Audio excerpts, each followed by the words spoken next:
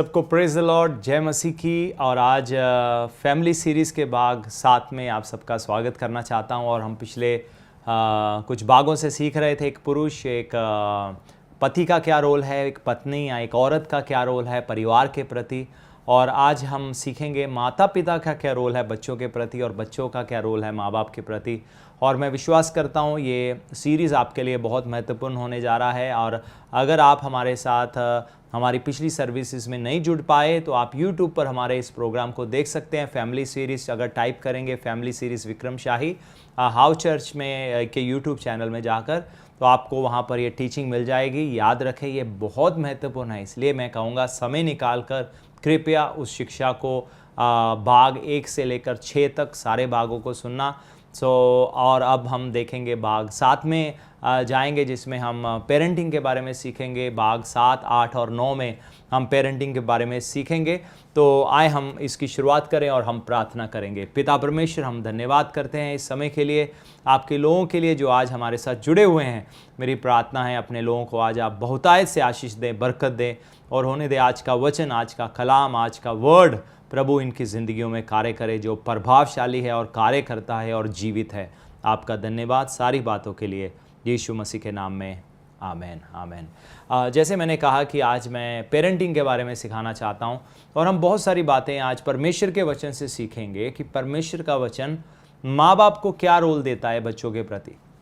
तो अक्सर कई बार हम माँ बाप सोचते हैं कि हमारा रोल है पैसा कमाना, बच्चों को स्कूल भेजना, और टीचर्स उनको सिखाएंगी, एक अच्छा व्यक्ति बनाएंगी, और वो एक दिन पढ़ लिख कर डॉक्टर बन जाएंगे और बहुत एक समझदार व्यक्ति या कामयाब व्यक्ति बन जाएंगे। लेकिन आपको समझना होगा पेरेंटिंग का इससे कई गुना ज़्यादा रोल है, जो हमें, खासकर हम जो विश्वासी माँ बाप हैं, अगर हम प्रभु पर विश्वास करने वाले लोग हैं, परमेश्वर के वचन के मुताबिक अपनी ज़िंदगी को बनाना चाहते हैं, असल में जैसा हर एक का जीवन होना चाहिए, तो हमारे लिए बहुत महत्वपूर्ण है कि आज की हम शिक्षा को समझें। तो आज मैं करीब आपसे 12 से 14 पॉइंट अगले भाग 7 और 9 में बात करूंगा, और बहुत कुछ सीखने के लिए माँ बाप के तौर पर, क्योंकि आज अगर हम सीख लेंगे तो हमें कल को रोना ना पड़ेगा। याद है जब प्रभु यीशु मसीह को क्रूस पर लेकर जा रहे थे, तो प्रभु यीशु मसीह ने कहा अपने बच्चों के लिए रो। बहुत महत्वपूर्ण है, क्योंकि ये ना हो कि आज हम बहुत कुछ बन जाएं, धन दौलत कमा लिया, पैसा कमा लिया, सब कुछ कर लिया, लेकिन कल को रोना पड़े, क्योंकि जिस क्षेत्र में बच्चों के जीवन में हमें कार्य करना था, उनकी प्रगति के लिए कुछ करना था, या आत्मिक जीवन के लिए कुछ करना था, हम उसमें नहीं कर पाए। तो आज इसलिए कुछ बातें हैं जो मैं आपको वचन में से सिखाऊंगा। और पहली ये है कि जो माँ बाप अक्सर एक गलती करते हैं, और जो अपने बच्चों को समय नहीं देते, वो कहते हैं हमारे पास बिल्कुल भी समय नहीं है, हाँ हमारे पास बच्चों के लिए, ठीक है हमने बच्चों को खिला पिला दिया, स्कूल भेज दिया, सब कुछ कर लिया, अब जाओ खेलो कूदो, बच्चों के बीच में जाओ, हमें भी तंग ना करो, हमारे पास समय नहीं है, हम अपने मित्रों के साथ बैठेंगे, सहेलियों के पास बैठेंगे, आज रिश्तेदारों के बीच में जाएंगे। और हम देखते हैं बच्चों के साथ माँ बाप पर्सनल टाइम नहीं बिताते। ये एक बहुत बड़ी गलती है, क्योंकि वो एक मित्र को, एक दोस्त को ढूंढते हैं जिसके साथ वो समय बिता सके। लेकिन अक्सर देखते हैं बहुत सारे माँ बाप, उनके पास बच्चों के लिए समय नहीं है। हो सकता है व्यापार बहुत ज़्यादा है, कारोबार बहुत ज़्यादा है, कामकाज बहुत ज़्यादा है, लेकिन वचन में पता क्या लिखा है? बाइबल में जब हम पढ़ते हैं मरकुस रचित सुसमाचार उसका 8वां अध्याय और 36 आयत में हम पढ़ेंगे क्या लिखा है। यहाँ लिखा है, यदि मनुष्य सारे जगत को प्राप्त करे और अपने प्राण की हानि उठाए तो उसे क्या लाभ होगा। सारे जगत को प्राप्त कर लिया, प्राण का हानि। तो यहाँ पर बेशक ये लिखा है कि ये हमने धन पा लिया, लेकिन हम अगर प्रभु को जान नहीं पाए, साल्वेशन के बारे में लिखा है। लेकिन मैं ये कहना चाहूँगा, सारा जगत पा लिया, पैसा धन दौलत कमा लिया, लेकिन बच्चों को गवा लिया, बच्चों को गवा लिया। बच्चे हो सकता है घर में हो, लेकिन वहाँ नहीं है जहाँ उनको होना चाहिए, प्रभु की उपस्थिति में नहीं है, हमारे साथ वैसे विश्वास योग्यता के रिश्ते में नहीं है, उनका जीवन परमेश्वर के साथ सही नहीं है, तो उसका क्या लाभ। हम हर चीज़, हम दुनिया, समाज, मित्र, रिश्तेदार, सहेलियाँ, उन सब के बीच में हमें समा बिता लिया, लेकिन बच्चों के साथ हमारा कोई पर्सनल टाइम नहीं है। बहुत सारे माँ बाप ये बहुत बड़ी गलती करते हैं, जिसके लिए अक्सर मैंने देखा है ज़्यादातर को कहीं ना कहीं ज़िंदगी के एक समय में जाकर रोना पड़ता है, क्योंकि उनको एहसास होता है बच्चे तो बहुत दूर निकल गए, हमने तो सोचा ही नहीं था, हम तो समझ ही नहीं पाए, हमें तो बच्चों के ऊपर विश्वास ही बहुत था, क्यों हमने समय नहीं निकाला उनके जज्बातों को सुनने के लिए, उनकी कमियों को सुनने के लिए, उनकी स्ट्रगल्स को सुनने के लिए, उनके उन इमोशंस को प्रेम के साथ भरने के लिए हम समय नहीं निकाल पाए। ये अक्सर बहुत सारे माता पिता बहुत बड़ी गलती करते हैं। हम सिर्फ अपने बच्चों के हाथ में पैसे थमा देते हैं, ये लो तुम्हारा पॉकेट मनी है, जाओ स्कूल में जाओ या कॉलेज में जाओ या कुछ भी है, लेकिन पर्सनल कोई फेलोशिप नहीं है। ये ऐसे है जैसे मान लो एक विश्वासी कहता है कि मुझे प्रभु यीशु मसीह पर विश्वास है, लेकिन उसका प्रभु यीशु मसीह के साथ कोई पर्सनल टाइम नहीं है, कोई क्वाइट टाइम नहीं है, तो सोचो उस विश्वासी का जीवन कैसे होगा। तो डेफिनेटली उसके जीवन में स्ट्रगल होगा, डेफिनेटली वो परमेश्वर के साथ रिश्ते में नहीं बढ़ पाएगा, डेफिनेटली उसके जीवन में कुछ गुनाह होंगे जो छुपे रहेंगे, क्योंकि जो हमारे गुप्त गुनाह है जब हम अकेले प्रभु के पास उपस्थिति में आते हैं तो छुपाना बहुत मुश्किल है। वहां पर अपना दिल खोलना शुरू कर देते हैं, वहां पर हम रोते हैं, वहां पर हम आंसू बहाते हैं, वहां पर हम परमेश्वर से नया बल प्राप्त करते हैं। इसलिए प्रभु यीशु मसीह ने एकांत में जाकर कमरे को बंद कर प्रभु के साथ प्रार्थना करने को कहा। तो फेलोशिप बहुत इंपॉर्टेंट है, बिल्कुल वैसे जैसे प्रभु से फेलोशिप करके हम नया सामर्थ, नया बल पाते हैं, हमें याद मिलता है ताकि हम जीवन में एक सही रास्ते पर चल सके। उसी प्रकार से जब माँ बाप बच्चों के साथ समय बिताते, एक पर्सनल टाइम है, जब हम बातचीत करते हैं, हम बैठते हैं, हम सलाह करते हैं, हम प्लानिंग करते हैं, हम अपनी ज़िंदगी को खोलते हैं, और एज अ पेरेंट्स हम भी बहुत ओपन रहते हैं अपनी खामियों को बच्चों के सामने बताने के लिए। वो आज मेरे से गलती हो गया, आज मुझे गुस्सा आ गया, आज मैं चिल्ला पड़ा, आज ही अच्छा नहीं था, वो अच्छा नहीं था, आज मेरे से चुगली हो गया, निंदा हो गया, आज मुझे लगता है कि मैंने किसी का बुराई कर दिया। तो जब आप इन बातों को आपने जो किया है और बच्चों ने भी सुना है, जब आप इसके प्रति ओपन रहोगे फेलोशिप में, आप देखोगे कैसे आपके बच्चे भी अपनी कमियों को आपके सामने खोलना शुरू हो जाएंगे, उनके लिए भी माफ़ी मांगना मुश्किल नहीं होगा। इसलिए सावधान रहें, ध्यान रखें कि आप जब परिवार में बैठते हैं, कहीं चुगलियों की बात तो नहीं चलती, किसी की निंदा की बात तो नहीं चलती, हम हमेशा किसी की कमजोरी तो नहीं निकालते रहते।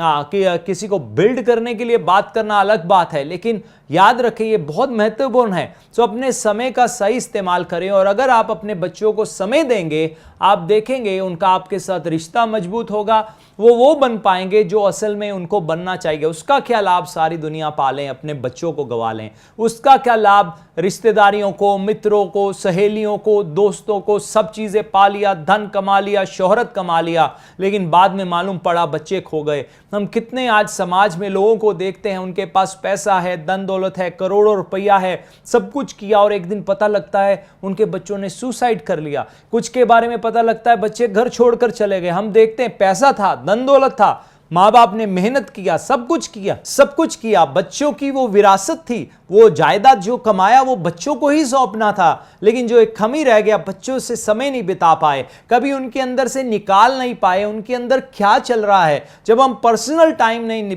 बिताएंगे, हम कभी भी समझ नहीं पाएंगे हमारे बच्चों के अंदर क्या चल रहा है, उनके लाइफ में क्या स्ट्रगल्स चल रहे हैं, और इस प्रकार से हम उनकी कभी भी सहायता नहीं कर पाएंगे। इसलिए पहली बात जो मैं आपको कहना चाहता हूं, अपने बच्चों के लिए समय निकालें, उनके साथ बैठें, उनके साथ फेलोशिप करें, सिर्फ खेलें ना, बातचीत करें, जनरल बातचीत करें, अपनी बातों को खोलें, ताकि वो उनको भी मौका मिले वो अपने अंदर की बातें खोल सकें, ताकि उनको आपसे सहायता मिल सके। एक और गलती जो अक्सर माँ बाप करते हैं वो ये है कि वो कई बार बच्चों की बहुत सारी चीज़ों के साथ कॉम्प्रोमाइज़ कर लेते हैं।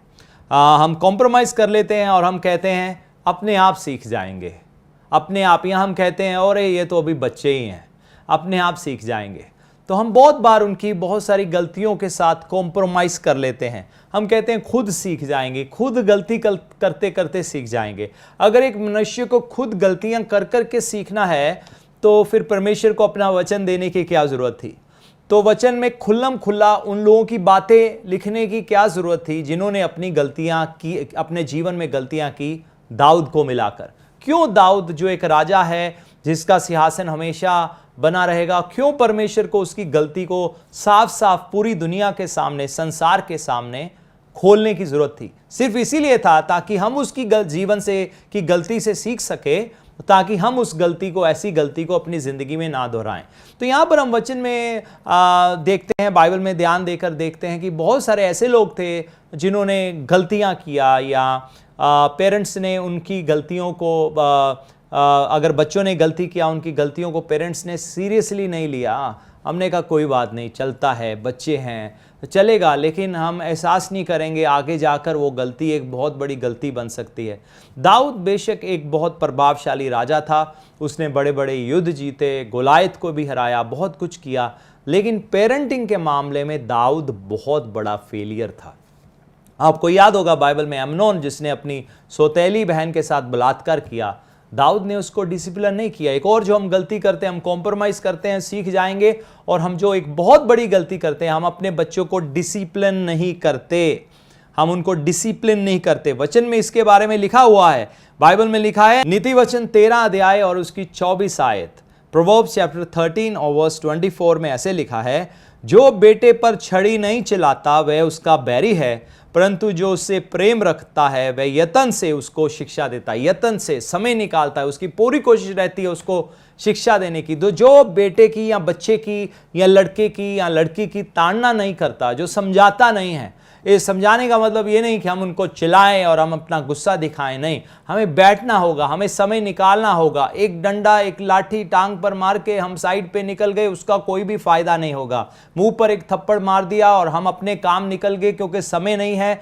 उसका कोई फायदा नहीं होगा। उनके साथ बैठना होगा, सिर्फ डांटना ही नहीं होगा, उनको शिक्षा देनी होगी, उनको प्रेम से समझाना होगा, हमें उसका नतीजा उनको बताना होगा, हमें बाइबल खोलनी होगी और बाइबल में बताना होगा कि कैसे वो बच्चे जो ऐसी गलतियां जिंदगी में की, उनके साथ आगे क्या हुआ। जैसे मैंने कहा, दाऊद बहुत एक कामयाब राजा था, बड़ा जबरदस्त योद्धा था, लेकिन बच्चों के मामले में बहुत बड़ा फेलियर था। अम्नोन को जब उसको दंड देना चाहिए था, उसको डिसिप्लिन करना चाहिए था, बाइबल में लिखा है उसने उसके बारे में कुछ नहीं किया। फिर हम देखते हैं इसी कारण से एब्सलोम एक दिन उठा और उसने अपने भाई का कत्ल कर दिया, और एक दिन यही एब्सलोम ने अपने पिता के खिलाफ बलवा किया। और भी बहुत सारे जगहों में देखते हैं दाऊद को कई बार एक पिता के तौर पर एक फेलियर करके देखते हैं, क्योंकि उसने अपने बच्चों को वैसे डिसिप्लिन नहीं किया जैसे करना चाहिए था। ऐसे हम बाइबल में एली याजक के बारे में भी पढ़ते हैं। बाइबल में पढ़ते हैं एली याजक के 2 बेटे दुष्टता करते थे परमेश्वर के भवन में, परमेश्वर की उपस्थिति में, परमेश्वर की सेवकाई में। एली ने बेशक उनको कहा, मेरे बच्चों ऐसा ना करो, तुम परमेश्वर के खिलाफ गुनाह कर रहे हो, लेकिन स्ट्रॉन्ग ने नहीं कहा। उसने उनको इस तरीके से नहीं कहा जहां एक स्ट्रॉन्ग डांट होती या एक स्ट्रॉन्ग डिसिप्लिन होता। जैसे बाइबल में लिखा है, बच्चे पर छड़ी भी चलाना पड़े तो थोड़ा चला लो, लेकिन सावधानी से। यानी कि कहने का अर्थ यह है कि उसने ऐसे डिसिप्लिन नहीं किया जहां वो कहता अब तुम बैठ जाओ, अब तुम मंदिर में नहीं जाओगे, अब तुम भवन में नहीं जाओगे, 2 महीना तुम घर के अंदर बैठोगे। कुछ ऐसा उसने डिसिप्लिन नहीं किया जहां पर उनके जीवन में वो बेहतरी को देख सके। बस कह दिया ऐसा ना करो, ये सही नहीं है, और वहीं पर रुक गया। और आखिर में क्या हुआ हम देखते हैं, उसकी गलती का नतीजा क्या था। उसके बच्चे भी मरे और एक दिन वो भी मर गया। और हम देखते हैं गलती की शुरुआत कहां से हुई। कहीं ना कहीं एली याजक से गलती हो गई। इज़राइल कौम को परमेश्वर के रास्ते में चलाने की, खासकर अपने बच्चों को, अपने दोनों बेटों को उस रास्ते पर चलाने की जिस पर उनको चलना चाहिए था। इसलिए कभी भी इन बातों को हल्के में ना लें, कॉम्प्रोमाइज़ ना करें। अपने आप सीख जाएंगे, बच्चे हैं, गलती तो करते ही हैं, जवान है, गर्म जोश है, गर्म खून है। हम देखते हैं बहुत सारे माँ बाप आज संसार में देख सकते हैं अपने बच्चों को ऐसे ही छोड़ देते, अरे ये उम्र ही ऐसी है, ये उम्र में बच्चे करते ही हैं, ये उम्र में बच्चे गलत रिश्तों में पड़ ही जाते हैं, ये बच्चे थोड़ा डिस्को में चले ही जाते हैं, ये थोड़ी डांस पार्टीज कर ही लेते हैं। हम एहसास नहीं कर रहे कि कैसे हम अपने बच्चों को कुएं में धकेल रहे हैं। अगर हम सच में अपने बच्चों से प्रेम करते हैं, हम पूरा यत्न करेंगे, जैसे बाइबल में लिखा है तुम पूरा यत्न करो, हम पूरा यत्न करेंगे कि हम अपने बच्चों को परमेश्वर के रास्ते पर निकालना पड़े। उसके लिए चाहे हमें 100 चीजें साइड पे रखकर भी बच्चों के साथ समय क्यों ना बिताना पड़े, आप बिताने के लिए तैयार हैं, क्योंकि आज का आपका सही फैसला कल को आपके लिए खूबसूरत भविष्य को सजा कर रखेगा। सो हमारे लिए बहुत महत्वपूर्ण है बच्चे को सही रास्ते की शिक्षा देना, कॉम्प्रोमाइज ना करना। और एक और जो महत्वपूर्ण बात है जो मैं इस भाग में करना चाहता हूं, और उसके बाद हम अगले भाग में उसके बारे में सुनेंगे, वो है we don't walk our talk. तो अक्सर हम माँ बाप के तौर पर हम कहते तो बहुत कुछ हैं, सिखाते तो बहुत कुछ हैं, लेकिन हम खुद वैसा नहीं करते। सो ये माँ बाप का बहुत बड़ा फेलियर है। अक्सर बच्चे जो झूठ बोलते हैं वो अक्सर अपने घरों में ही बोलना सीखते हैं। उदाहरण के तौर पर मान लो हमारे घर के बाहर कोई आया है और बेल कर रहा है और हमने उनके पैसे देने हैं या कुछ भी है, और हम अपने बच्चों को कहते हैं जाके कह दो पापा घर में नहीं है या मम्मी घर में नहीं है। तो कहीं ना कहीं हम देखते हैं कई बार बच्चों को गलत झूठ बोलने की शिक्षा भी हम देखते हैं माँ बाप दे देते हैं, और फिर उसके बाद हम अपने बच्चों के साथ बैठेंगे और हम कहेंगे बच्चों झूठ नहीं बोलना चाहिए, तुमने मेरे साथ झूठ क्यों बोला। लेकिन हमने एहसास नहीं किया झूठ सिखाने वाले भी हम थे, हमने ही झूठ सिखाया, हमने ही उनको वो डर सिखाया, और वो अब डर में ही, और एक झूठ कई 100 और झूठों को पैदा करता है। तो वो डर के अंदर रहते और हर बात में झूठ हुआ। बच्चे गए कहीं और होंगे, आपसे कहेंगे हम ट्यूशन गए थे, लेकिन घूम रहे थे मित्रों के साथ। किसने झूठ बोलना सिखाया? कहीं ना कहीं एक बच्चा अपने परिवार में वो झूठ बोलना सीख गया। उसने हो सकता है हम परिवार में ना बोलते हो, हम अगर कलीसिया जाने वाले व्यक्ति हम कलीसिया में झूठ बोलते हो। कलीसिया में हो सकता है चर्च के पास्टर के सामने, अगुओं के सामने, लीडर्स के सामने, विश्वासियों के सामने वो पूछेंगे पिछले संडे चर्च क्यों नहीं आए, और बात छोटी सी थी और हम इतनी बनाकर किसी तरीके सफाई देने की कोशिश करते हैं हम इसलिए नहीं आए। या हम परमेश्वर के साथ झूठ बोलते हैं, प्रभु आपको जीवन दे दिया है। आराधना में झूठ बोलते हैं, लोग जब बपतिस्मा लेते हैं बच्चे देखते हैं कहते हैं अब से लेकर ये जीवन प्रभु का है, और लेकिन बाद में बच्चे देखते हैं अरे उस दिन तो वो बपतिस्मा लेते हुए या कलीसिया में प्रभु को जीवन देते हुए तो इनका अंगीकार कुछ ही था, लेकिन ये तो वापस वही रास्ते पर चल रहे हैं। पेरेंट्स का एक बहुत बड़ा फेलियर है जब हम जो बोलते हैं या जो बच्चों को सिखाते हैं खुद उस पर नहीं चलते। माँ बाप को बच्चों के लिए एक अच्छा उदाहरण बनना है, एक अच्छा नमूना बनना है, जहां पर हम जो कहते हैं उनको पहले करके दिखाएं। अगर हम कहते हैं बच्चों को झूठ नहीं बोलना, हम उनको सच्चाई में चलकर दिखाएं और उनको दिखाएं ऐसे सच में चला जाता है। जब हम बच्चों को सिखाना चाहते हैं कभी भी संसार के साथ कॉम्प्रोमाइज ना करना, कभी भी परमेश्वर के वचन के साथ कॉम्प्रोमाइज ना करना, जो प्रभु का वचन कहता है वैसे ही करना, ये ना हो तुम संसार से डर में जिंदगी जीना शुरू कर दो। तो अगर आप ये सिखाते हो पहले आपको इसमें चलना होगा, आपको बच्चों को विश्वास करना सिखाना होगा, आपको बच्चों को खराई में चलना सिखाना होगा। बाइबल में पढ़ते हैं अय्यूब एक बहुत अच्छा उदाहरण था अपने बच्चों के लिए। उसका परिवार एक बहुत ही खूबसूरत परिवार था। हम देखते हैं कैसे परमेश्वर ने अय्यूब की किताब में पढ़ते हैं कैसे अय्यूब के परिवार को इब्लिस शैतान से उसके तीरों से बचा रखता था। लेकिन देखते हैं इसमें सबसे बड़ा रोल किसका था? इसमें सबसे बड़ा रोल अय्यूब का था, जो परमेश्वर के साथ खराई पर चला। उसने अपने बच्चों के साथ भी समय बिताया और अब बच्चे भी आपस में समय बिता रहे हैं। आप देखते हो उस परिवार में कितनी जबरदस्त मित्रता थी, बारी बारी से एक दूसरे के घर में जाते थे। ये सब बातों का करना किसने सिखाया बच्चों को? किसने ऐसा वातावरण घर में पैदा किया ताकि बच्चे भी उस वातावरण के मुताबिक जीवन जी सके? और कोई नहीं, बेशक वो अय्यूब ही था जिसने परमेश्वर की बुद्धि को प्राप्त करके बुद्धिमानी से अपने घर को बनाया। और रही बात बिजनेस की, अब अय्यूब से बड़ा बिजनेसमैन कौन था? अय्यूब से बड़ा व्यापारी उस समय कौन था?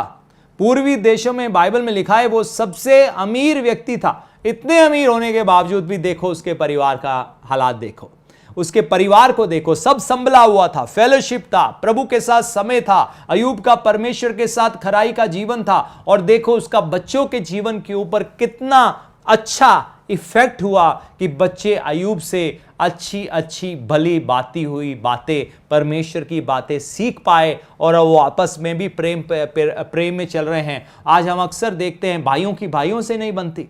कितनी रिश्तेदारियां बता दूं, चाहे चाचा हो, ताया हो, कई ऐसे रिश्तेदारियां हो, वहां पर मनमुटाव है। कई बार तो शादी के बाद गड़बड़ हो जाती, कईयों के घरों में शादी से पहले गड़बड़ हो जाती है, एक दूसरे को बुलाना बंद कर देते हैं। और हम देखते परिवारों में भाइयों भाइयों में, बहनों बहनों में नहीं बनती और परिवार टूटे हुए हैं। कारण क्या है? क्या कारण है इसका? इसका कारण यही है परमेश्वर का वचन नहीं है। इसका कारण यही है कहीं ना कहीं माँ बाप बच्चों को वो शिक्षा नहीं दे पाए जो उनको देनी चाहिए थी, उनको बनाने के लिए, उनको तैयार करने के लिए।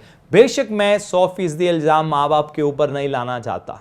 हाँ, मैं समझ सकता हूँ कई बार बच्चे आगे जाकर गलती कर देते हैं, ये भी है, ये बात को मैं डिनाई नहीं करता, लेकिन एज अ माँ बाप हमारा जिम्मेवारी बनता है कि हम उनको सिखाएं और हम सिखाने से ना चूके। क्यों? क्योंकि कल को अगर बच्चे भटक भी गए तो आए हम देखें परमेश्वर का वचन क्या बोलता है। इसके बारे में लिखा है नीति वचन उसका 22वां अध्याय और उसकी 6ठी आयत, प्रोवर्ब्स चैप्टर 22 और वर्स 6 में इसके बारे में लिखा है। और यहां लिखा है लड़के को, यानी कि चाइल्ड को, एक बच्चे को, हिंदी बाइबल में लिखा है लड़के, इंग्लिश बाइबल में लिखा है चाइल्ड, या एक बच्चे को शिक्षा उसी मार्ग भी दे जिसमें उसको चलना चाहिए और वह बुढ़ापे में भी उससे ना हटेगा। यानी कि अगर हमने बच्चों के बचपन में ही एक अच्छा बीज डाल दिया ना, हो सकता है वो अगर अपनी जवानी में थोड़ा सा उससे दाएं बाएं हट भी गए, लेकिन एक दिन वापस उसी शिक्षा में आ जाएंगे। वो वचन जो उनकी जिंदगी में बोया गया है, एक दिन वो दोबारा से खिलना शुरू हो जाएगा। हम कई बार देखते हैं लोग अपने मकान बनाते हैं, घर बनाते हैं, और जब वो बनाते हैं कुछ समय के बाद या 1-2 साल के बाद उनको लगता है ऐसे कोई पौधा दीवार के ऊपर आना शुरू हो गया है। जैसे कई बार पीपल का पेड़ या उसका कोई बीज रह जाता है या कुछ भी कहीं ना कहीं रह जाता है, हम देखते हैं दीवार में ही वो चीज बढ़ना शुरू हो जाती है और लोग काटते हैं और फिर थोड़े दिन बाद आ जाता है। परमेश्वर का वचन भी ऐसे ही काम करता है। हो सकता है कुछ समय के लिए वो दिखाई ना दे और हम कहेंगे कहां गया परमेश्वर का वचन, लेकिन वो अंदर है जो आपने बच्चों के जीवन में, उनके बचपने में बो दिया, एक दिन वो जरूर कार्य करेगा।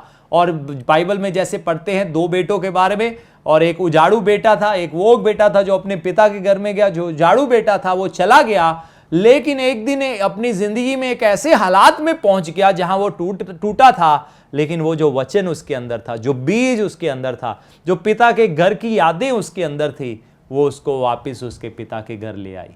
इसी प्रकार से हो सकता है कल को अगर कोई दाएं बाएं हट भी जाए, लेकिन एक दिन वो वापस आएंगे, क्योंकि वचन आपने उनके हृदय में बो दिया है। ये कुछ ऐसी बातें थी जो मैं आपके साथ करना चाहता था इस फैमिली सीरीज के भाग 7 में। लेकिन याद रखें भाग 8 में भी जुड़ना है और भाग 9 में भी जुड़ना है, क्योंकि परमेश्वर आपको बहुतायत से आशीष देने जा रहे हैं। तो मैं चाहता हूं अगर आपके घर में बच्चे हैं, मैं चाहता हूं अगर आप उनका नाम इस समय कमेंट बॉक्स में लिख सकते हैं, चाहे हमें आप फेसबुक पे देख रहे हो, यूट्यूब पर देख रहे हो, उनका नाम लिखिए। हम आपके बच्चों के लिए प्रार्थना करना चाहते हैं। बेशक मैं उनके नाम ना पढ़ पाऊं, लेकिन हमारी टीम के लोग, हमारे इंटरसेसर्स, हमारे पास्टर्स इस समय उनका नाम पढ़ रहे हैं, वो उनके लिए प्रार्थना करेंगे कि परमेश्वर उनको संभाले। लेकिन याद रखें सिर्फ हमारा जिम्मेवारी ही नहीं है प्रार्थना करना, आपका भी जिम्मेवारी है। सिर्फ प्रार्थना करना ही नहीं, क्योंकि बहुत सारे माँ बाप प्रार्थना कर देते हैं लेकिन बाकी सब चीजें नहीं करते। वो अपने टॉक पर वॉक नहीं करते, यानी कि जो सिखाते हैं खुद उस पर चलकर नहीं दिखाते। कई बार बहुत जगह, कई बार जब मैं कन्वेंशंस पे जाता हूं और लोग मेरे पास आते हैं और कहते हैं मेरे बच्चे के सिर पर हाथ रखो, इसके लिए प्रार्थना करो, बच्चा बिगड़ रहा है। और ऐसा कई बार हुआ, मैंने प्रार्थना किया बच्चों के लिए, और लेकिन फिर आगे थोड़ी देर बाद देखा वही माँ बाप को गालियां देते हुए देखा। वही माँ बाप कह रहे थे बच्चा बिगड़ गया है, गालियां देता है, लड़ाई करता है, हमारे साथ बदतमीजी से पेश आता है।